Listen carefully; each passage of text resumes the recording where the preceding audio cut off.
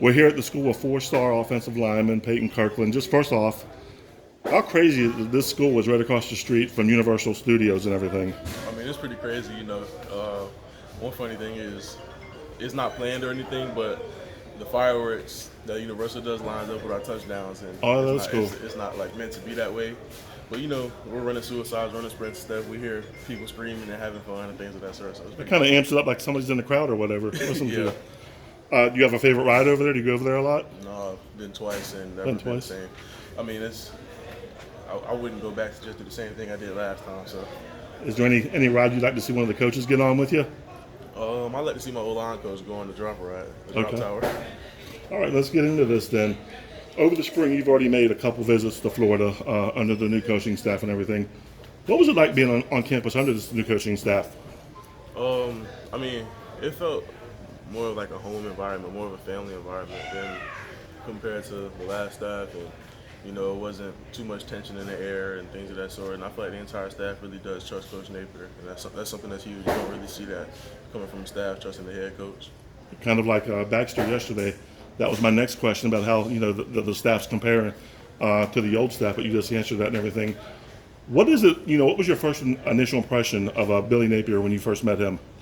I mean, genuine was my first impression. It's the first word I could think of when it comes down to thinking of Billy Napier. I mean, you know, he's a very genuine guy, very upfront. You know, doesn't blow too much smoke up, recruits butts and all of that. So I really do enjoy that. Then let's go to the offensive line coaches. Florida has a unique setup in that they have two offensive line coaches. But You don't usually see that across college football when staffs are so limited.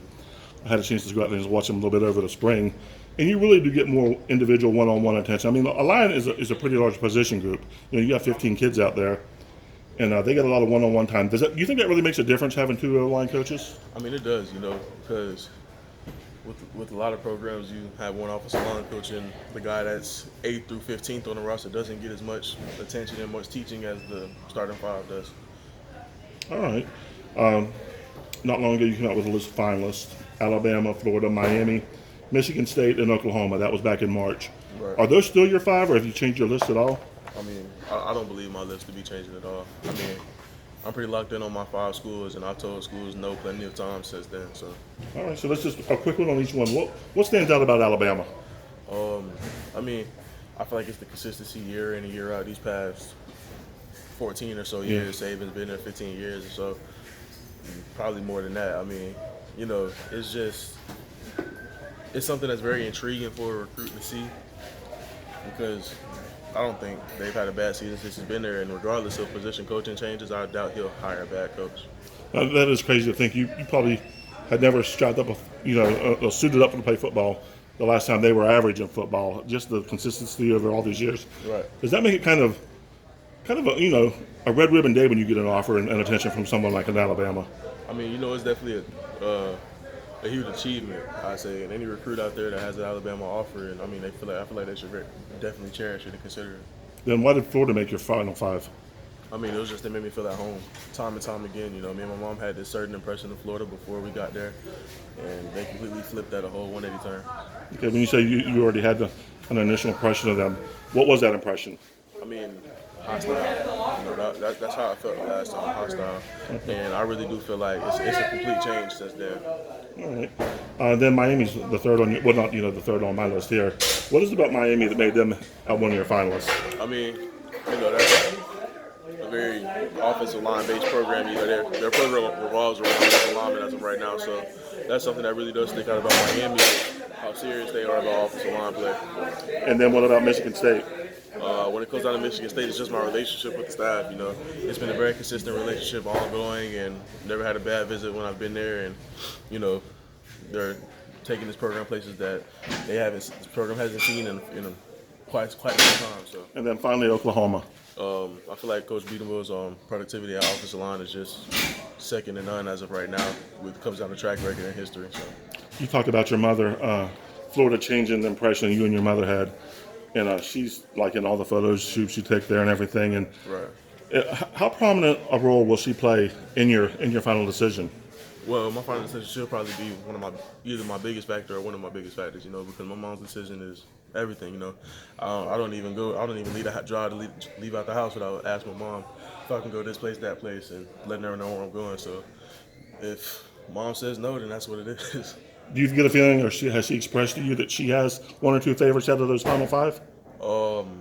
Nah, not really. We have our meetings week in and week out about schools that we've communicated with because we too have our own separate recruitments. So I mean, we have our meetings, but we don't have any leaders or favorites within it right now. So When you say you have your own separate recruitments, I've seen some of the stuff that coaches and schools have sent her and stuff posted. What are some of the things, do staffs call her independently and everything and, just try to build a relationship with her? oh yeah, I mean, they talk to my mom more than they talk to me. Okay. They send my mom more mail than they send me. So All right. And now just talk about the official visits coming up. Do you have any dates set right yeah, now? I have all of them set that I'm taking. So Name them off real quick. my first official visit is June 3rd through the 5th at Oklahoma. Then the 10th through 12th at Florida.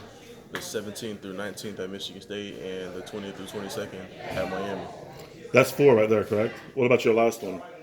Not sure if I'm gonna take it. All right.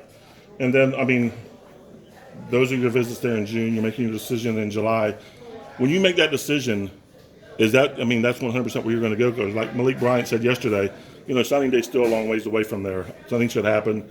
What's your feelings on what's going to happen after that date? The recruitment process is far from over, but once my mind is made up, my mind is made up. I'm not flipping any decision. Wherever I commit to, that's where I'm going to. All right, and just talk about a little bit about, out of these coaches, you talk about relationships and everything. Is there a coach or two you feel like you really have a great relationship with, maybe more than others? That's it. Within my top 5? Yes. Within my top 5, there's a couple coaches. I'd say Coach Cap from Michigan State and Coach Stapleton and Sale. Okay.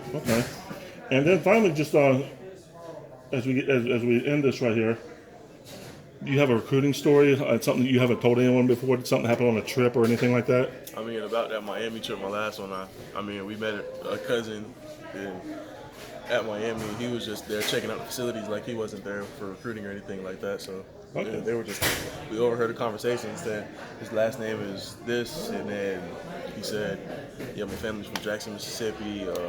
We got a family reunion coming up. We're like, when is y'all family reunion? He said, and it's the same as ours, June 24th. So that's crazy. yeah. All right. So I appreciate your time today. Good luck out there at the scrimmage, and I'll see you out there. Yes, sir.